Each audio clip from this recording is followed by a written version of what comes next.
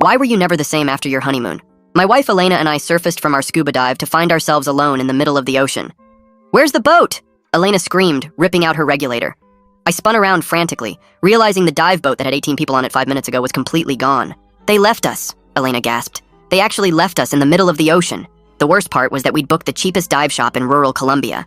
Cash only, no reviews online, and the dive master barely spoke English. He never did head counts, and we were the last group in the water. They'll come back when they realize we're missing, Elena said, but I could hear the doubt in her voice. The current was already pulling us further out to sea. We had no emergency radio because the cheap shop didn't provide them. I tried waving my bright yellow safety sausage above my head while Elena blew her whistle repeatedly, the sound pathetically small in the vast ocean. Which way is shore? Elena asked, treading water beside me. I looked around at the identical horizon in every direction. I have no idea. We had maybe 4 hours until sunset. After that, we'd be invisible in the dark water. The first hour, we picked a direction and started swimming.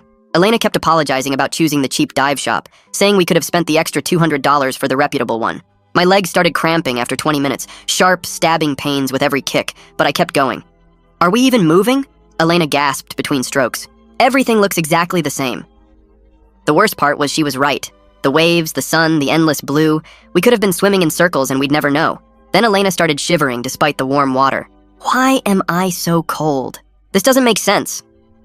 That's shock setting in, I said, trying to keep my voice calm.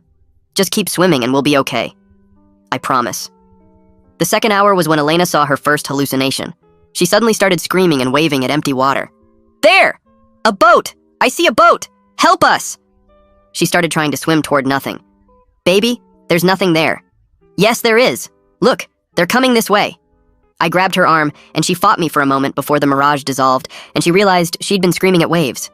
The look of despair on her face when she understood there was no boat broke my heart. The thirst had also become unbearable by then. Our tongues were swollen, lips cracked and bleeding from the salt. Every swallow felt like broken glass going down our throats. Just one sip of seawater, Elena begged. Just to wet my mouth, I can't stand it. When I told her that would kill us faster, she actually tried to drink it anyway. I had to physically hold her arms while she sobbed and begged for just a taste of water. The third hour, Elena's legs stopped working. She said she couldn't feel them anymore, they were just dead weight pulling her down. I had to support her entire body while treading water, my arms screaming in agony, legs cramping so badly I was crying from the pain. That's when the jellyfish got to us. I didn't see it, but I certainly felt it. Before I knew it, a fire-like pain was erupting across my shoulder. Elena screamed as a jellyfish also caught her arm. The jellyfish swam away, but we couldn't treat the sting. We couldn't do anything except keep swimming with venom coursing through our bodies. Elena went limp after that. Her eyes rolled back, and she mumbled something about leaving her behind to save myself. I slapped her face gently at first, then harder when she didn't respond.